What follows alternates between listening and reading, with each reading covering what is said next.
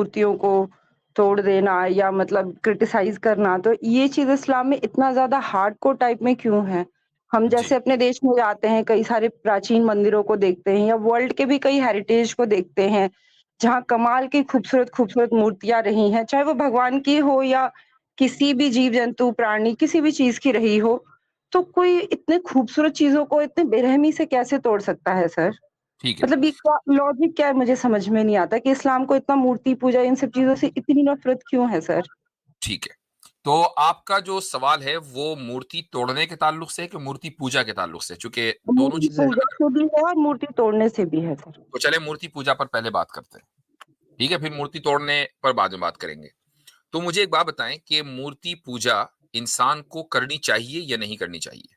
Sir मेरी नज़र में तो बिल्कुल करनी चाहिए। अच्छा, क्यों करनी चाहिए? उसको रैशनलाइज़ कर दीजिए।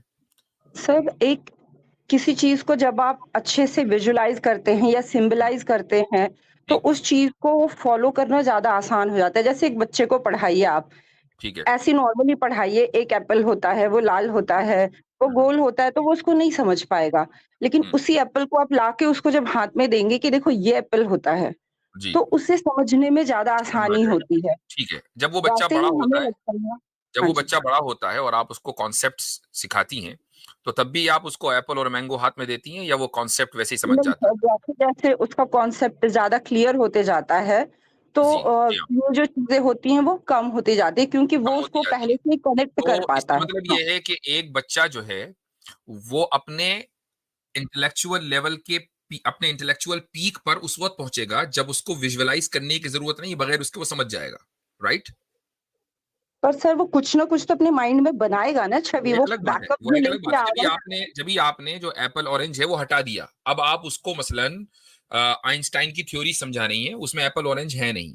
और वो बच्चा वो स्टूडेंट जो है, जो अपने कॉलेज लेवल पर पहुँच गया है और वो अपने इंटेलेक्चुअल पीक पर है, अब वो उसको समझ रहा है। अब यहाँ एप्पल ऑरेंज के तस्वीर की कोई ज़रूरत नहीं है और आप उसको अच्छा समझ रही हैं, चूँकि आप उसको स्लोली वहीं लेकर जाना चाहती हैं, जहाँ पर वो आज है। तो मुझे एक बात बताएँ कि जो पूरी की पूरी कौम, पूरी नेशन, आपने उसको इंटेलेक्चुअली ग्रो क्यों नहीं होने देना? क्यों आप उसको एप्पल ऑरेंज में ही हमेशा रखना है? सर कोई भी अचानक पीएचडी होल्डर तो नहीं हो जाता ना सर, बेसिक्स के बाद ही वो इससे धीरे-धीरे करके लेकिन ग्रो इससे ये होता पता है ना। चलता है ये बिल्कुल सही है। इससे ये पता चलता है कि अगर आप किसी कॉन्सेप्ट को सिर्फ विजुअलाइज़ करके ही समझ सकते हैं, तो ये इंटेलेक्चुअल पीक नहीं है, बल्कि ये लर्निंग का फर्स्ट फेज़ है। ठीक? Saw blade? What am I gonna do with that? Okay, sniper. ये लर्निंग का फर्स्ट फेज़ है। ये तो मान लिया ना आपने? हाँ सर, ये मानती हूँ मैं, ये ठीक फर्स्ट है। स्टेज है। ये फर्स्ट स्टेज है। अब एक यूनिवर्सिटी है, वो ये कहती है कि भाई तुम लोग कब तक के तुम गुज़िश्ता 2000 5000 साल से स्कूल की पहली ग्रेड में हो। हमने यूनिवर्सिटी खोली है, यहाँ आकर पढ़ो, तुम अपने इंटेलेक्चुअल अपने आप को ग्रो करो। आप ये कहते हैं कि नहीं, हम तो एप्पल से ही समझेंगे, एप्पल देखेंगे तो समझेंगे कि एप्पल है, नहीं देखेंगे तो नहीं समझेंगे। तो अब मुझे बताएँ कि क्या ये आपने खुद अपने साथ और अपने जैसे दूसरे लोगों के साथ ज़ुल्म नहीं किया कि आपने उनको इंटेलेक्चुअली ग्रो नहीं होने दिया?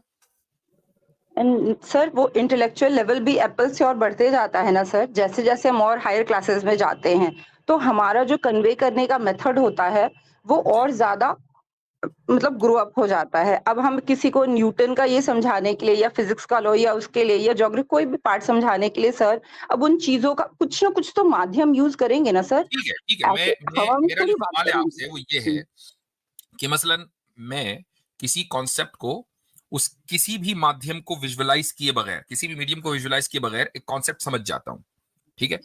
और इमेजिन करें आपके सामने एक दूसरा बंदा है, दूसरा शख्स है, वो जभी समझेगा जब एप्पल सामने होगा तो समझेगा कि एप्पल जब गिराएँगे ना ऊपर से, तो समझेगा कि अच्छा ग्रेविटी इसे कहते हैं। एप्पल गिरा, अब मुझे समझ में आया ग्रेविटी क्या है।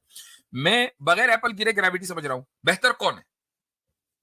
Sir intellectual. कैसे उसको प्रूफ कैसे करेंगे सर उसको? प्रूफ करना भी तो ज प्रूफ करना अच्छा एक अलग है। बात बताइए अगर मैं बात प्रूफ सिंबल करने की नहीं कह रहा हूँ, मैं बात समझने की कह रहा हूँ। मुझे बताइए इन 2 बंदों में बेहतर कौन है? सर वो तो डिपेंड करता है कि आप किस अच्छा एक बात बताइए सर मेजॉरिटी जो लोग होते हैं वो इंटेलेक्चुअल लेवल के किस लेवल पे होते हैं? कोई भी मैं बच्चा शुरू से इस पीएचडी पर नहीं भी बात होता सर। करेंगे। अभी ये मैंने ये जो 2 बंदों के दरमियान कंपैरिज़न किया है, आप सर एक्नॉलेज ना आपने ये करें बात कैसे अलग मान है। लिया कि मूर्ति आप पूजा करके हम उस नहीं, नहीं होल्ड इंटेलेक्चुअल ऑन, लेवल आप तक नहीं एक्नॉलेज पहुँच ना सकते? करें, वो बात अलग है। देखें, हम जो है ना इस तरह बात करें कि मेरी बात आप समझें, तब मैं भी आपको मौका दे रहा हूँ पूरा। हाँ, हाँ, सर, तो सर, बोलिए सर, आप बोलिए। और आप यू डिजर्व रिस्पेक्ट। आप शायद पहली मर्तबा हमारी स्ट्रीम पर आई हैं। तो जी, कहने का मकसद ये है कि इन आप एक्नॉलेज करें ना करें, लेकिन ये बात तय है कि विजुअलाइजेशन के बगैर अगर एक बंदा किसी मुश्किल से मुश्किल कॉन्सेप्ट को समझ रहा है, तो वो उससे बेहतर है जो विजुअलाइजेशन के बाद समझ रहा है।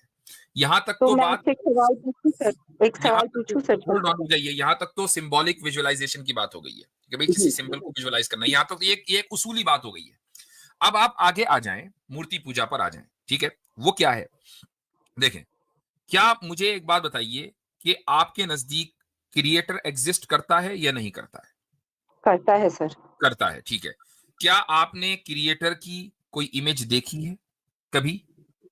नहीं, मैंने देखी नहीं। नहीं है, लेकिन ठीक है, पुरानी पुरानी हमारे परंपराओं से जो चलती आ रही है, मैं उसको अच्छे से विजुअलाइज़ कर सकती हूँ कि ठीक है। हाँ, मेरी ये चीज़ जो भी ऐसी इमेज चलती आ रही है, जो भी इमेज चलती आ रही है, क्या आप ये कहती हैं कि ये गॉड की या क्रिएटर की ही इमेज है?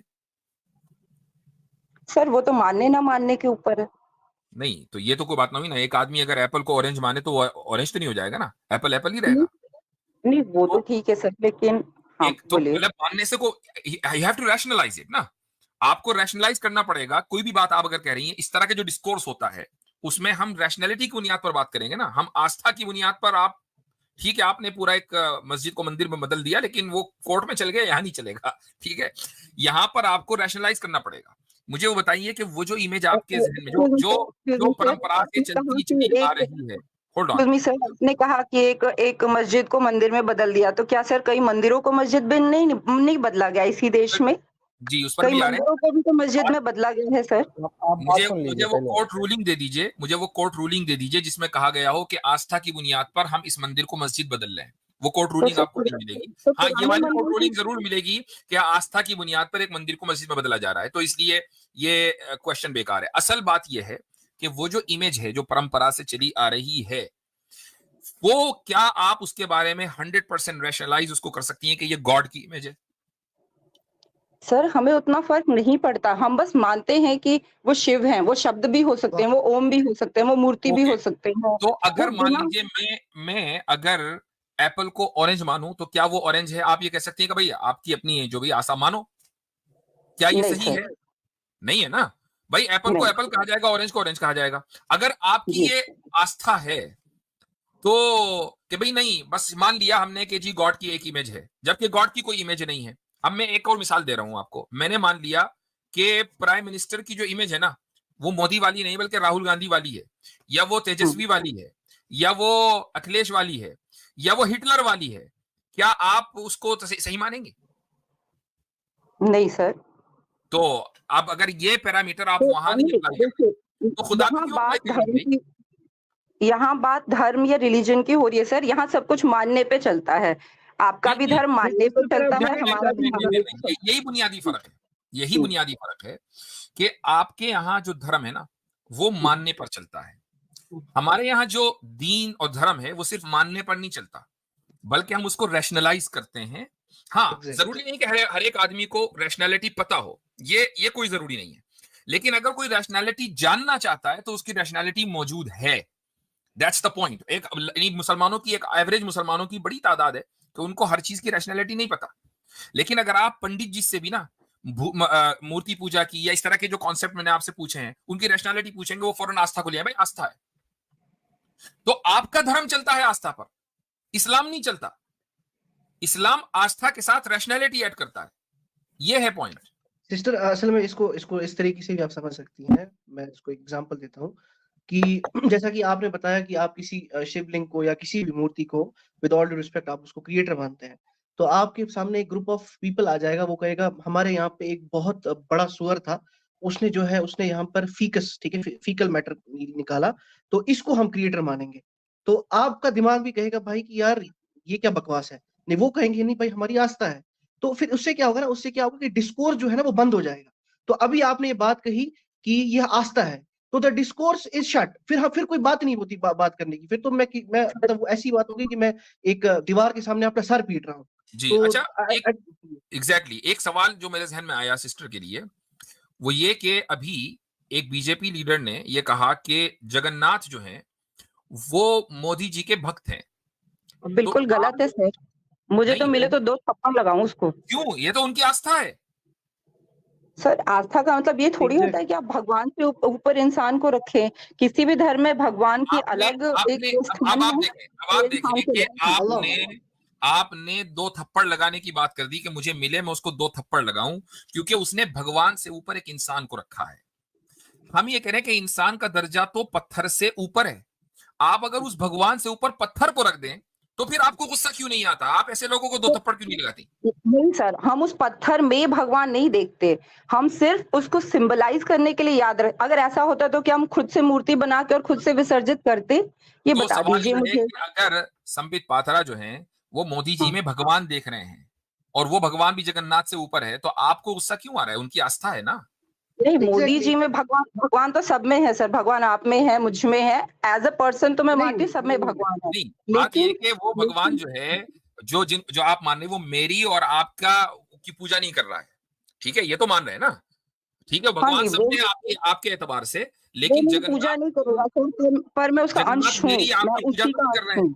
एक आदमी ने जो कि संबित पात्रा ने ये कह दिया कि जी जगन्नाथ जो है वो मोदी जी के भक्त हैं, वो उनकी आस्था है।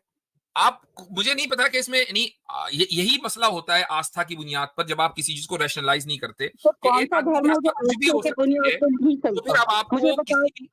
किसी भी सूरत में अच्छा। आपको एतराज का हक संबित पात्रा के खिलाफ नहीं होना चाहिए था। ये मैं सिर्फ कह रहा हूँ। नहीं, मुझे बताइए कौन-सा धर्म आस्था के अनुसार नहीं चलता? अगर आप मानते हैं भगवान हर जगह है, तो मस्जिद क्या करने जाते हैं? आप घर में क्यों नहीं प्रेयर कर लेते? आप काबा होल्ड ऑन, किस लिए जाते हैं? आप घर में क्यों नहीं प्रेयर कर ले ये आस्था ही तो है कि ठीक वहाँ जाने पे मेबी मुझे कुछ बेटर फील होगा, मुझे कुछ ठीक अच्छा लगेगा। ठीक मेबी